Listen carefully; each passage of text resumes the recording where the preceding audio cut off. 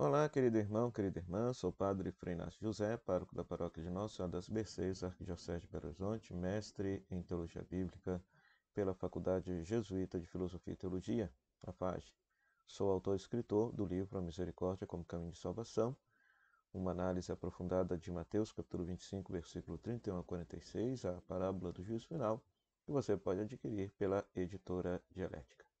Seja bem-vindo ao nosso canal Palavras de Redenção, seja bem-vindo ao nosso programa O Pão da Palavra, no qual nós meditamos a Palavra de Deus proclamada neste domingo. Nós estamos celebrando a festa da Transfiguração do Senhor, e nós temos como Palavra de Deus Daniel, capítulo 7, versículo 9 a 10, versículo 13 a 14, segunda carta de Pedro, capítulo 1, versículos 16 a 19, e Mateus, capítulo 17, versículo 1 a 9. Vamos meditar com alegria a Santa Palavra de Deus.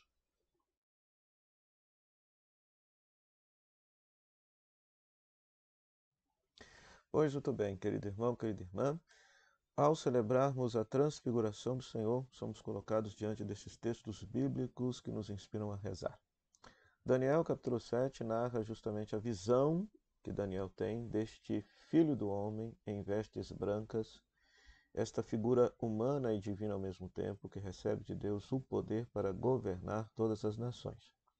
O livro de Daniel faz parte de uma literatura judaica chamada apocalíptica, que considera uma intervenção de Deus a qualquer momento na história de Israel para salvá-los da opressão. E essa figura, o Filho do Homem, em grande parte da literatura apocalíptica, era justamente aquele que haveria de fazer essa intervenção definitiva de Deus na história de Israel, fazendo com que o reinado de Deus pudesse ser instaurado sobre esse povo. E é muito interessante que, se você é um leitor atento dos evangelhos, você vai perceber que esse título Filho do Homem é um título que constantemente aparece associado à figura de Jesus nos evangelhos.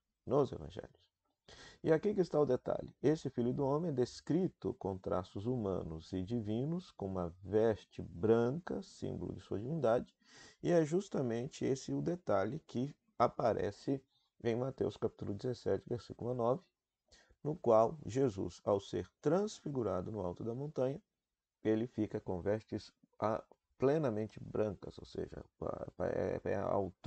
a intenção do autor é realmente mostrar que Jesus é o Filho do Homem. Dentro da intenção catequética do autor ao descrever este fato, essa cena da transfiguração, a intenção é convencer o leitor de que aquele que lá haverá de ser assassinado na cruz é o Filho do Homem, é glorioso, é divino, né? Ou seja, a intenção desse texto ser colocado aí antes da paixão do Senhor, ou perto do anúncio da paixão do Senhor, é justamente fazer com que o leitor perceba que aquele que vai morrer na cruz é justamente uma figura que é humana e divina. Essa cena da transfiguração é uma cena muito interessante, ela é inspirada na cena da transfiguração que aparece lá no Evangelho de Marcos. Então Jesus sobe ao alto da montanha, a montanha é sempre na Bíblia o lugar do encontro com Deus, o lugar da revelação de Deus. Então a transfiguração pode ser considerada uma espécie de manifestação, uma teofania. Depois aparecem duas figuras, Moisés e Elias, que na tradição judaica simbolizavam todo o Antigo Testamento, Moisés patrono da lei e Elias patrono dos profetas. Na religiosidade popular acreditava-se que nem Moisés nem Elias passaram pela experiência da morte, muito embora o final do livro do Deuteronômio diga expressamente que Moisés morreu e foi enterrado, porém há um texto apócrifo chamado Assunção de Moisés. A Assunção de Moisés. Então havia crendice popular que Moisés também tinha sido assunto ao céu, tinha sido arrebatado ao céu, tinha sido enterrado em Deus. Já o profeta Elias, o livro de Reis narra a sua própria exaltação à glória do céu, né? Então, são duas pessoas, ou seja, na mentalidade da cultura da época, são duas pessoas que estão vivas junto de Deus que se manifestam diante de Jesus. E aí existem várias possibilidades de interpretação dessa cena. Porque se a intenção de Mateus é mostrar que eles representam o Antigo Testamento, então significa que o Antigo Testamento está apontando para Jesus como Messias e Salvador. E depois que o próprio Deus na nuvem diz, olha, este é meu filho amado, escutem-no, escutem-no, os dois desaparecem.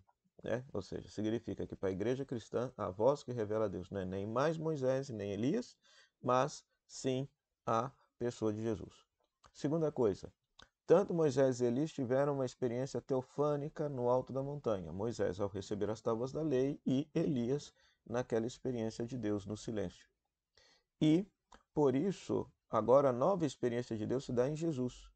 Né? Tanto Moisés queria ver o rosto de Deus e não pôde, e quando Deus passa, Elias cobre o rosto para não ver o rosto de Deus. Agora, eles podem contemplar o rosto de Deus no rosto de Jesus, porque Jesus é Deus na pessoa humana. Né? Então agora, aquele anseio que tanto Moisés e Elias tinham de contemplar a Deus face a face, agora podem fazer contemplando o rosto de Jesus. O rosto de Jesus. Né? Então esse texto é muito lindo, porque não só do ponto de vista catequético, quer mostrar que Jesus é humano e divino, que ele é glorioso, que ele é divino, ele não só quer transparecer a sua futura glória de ressuscitado, mas também quer ensinar que ele, Jesus, é a própria revelação de Deus e que agora somente a ele nós devemos escutar. Somente a ele nós devemos escutar. Na segunda leitura, a segunda carta de Pedro, capítulo 1, versículos 16 a 19, então se tem o testemunho de alguém que experimentou essa transfiguração de Jesus. Né? Que experimentou essa transfiguração de Jesus. A carta é atribuída a Pedro, muito embora os exegetas contestem esta autoria, porém, quem escreve está como que dando um testemunho da glória do ressuscitado, da glória do transfigurado no alto do Monte Tabor. Né? Nós vimos a transfiguração dele. E de certa maneira, todos os discípulos e discípulas de Jesus devem passar por essa mesma experiência. Por quê? Porque nós seguimos a Jesus Cristo, morto e ressuscitado, morto e transfigurado, morto e exaltado. Né? Ou seja, aquele que foi assassinado pela maldade do mundo, foi ressuscitado por Deus e instaurado como Messias e Salvador de toda a humanidade. Então, esse mesmo testemunho que a segunda carta de Pedro nos dá, seria o testemunho que todos aqueles que de fato experimentaram Jesus e comungam da vida de Jesus deveriam também testemunhar. Então, peçamos ao Senhor a graça também de nós, na nossa vida de fé, na nossa liturgia, na nossa devoção, na nossa espiritualidade, que a gente possa de fato experimentar a glória do ressuscitado, a glória de Jesus ressuscitado, a sua transfiguração, a sua exaltação, e testemunhá-lo como vivo, ressuscitado e transfigurado para as outras pessoas. E que a gente possa também, de modo concreto, ajudar a transfigurar as situações de morte, de dor presente no mundo, para situações de vida, de paz e de ressurreição. O Senhor esteja convosco, Ele está no meio de nós, que a bênção de Deus Todo-Poderoso, e que é Pai, Filho e Espírito Santo, dê sobre você, sobre sua família, e permaneça para sempre. Amém. O meu muito obrigado à Rádio Comunidade FM, à Web Rádio Nossa Mãe de Birité, que nos cede esse espaço para pregar a Palavra de Deus, e à Rádio Comunidade FM de Bom Sucesso, nossa parceira na evangelização. Divulgamos aí a nossa peregrinação para a Terra Santa, 10 de junho a 18 de junho do ano que vem.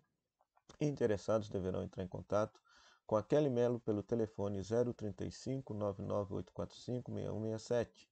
035 99845 6167. Será uma peregrinação inesquecível que haverá de transformar as nossas vidas. Que Deus te abençoe e até o próximo programa, o Pão da Palavra. Se Deus quiser. Tchau, tchau.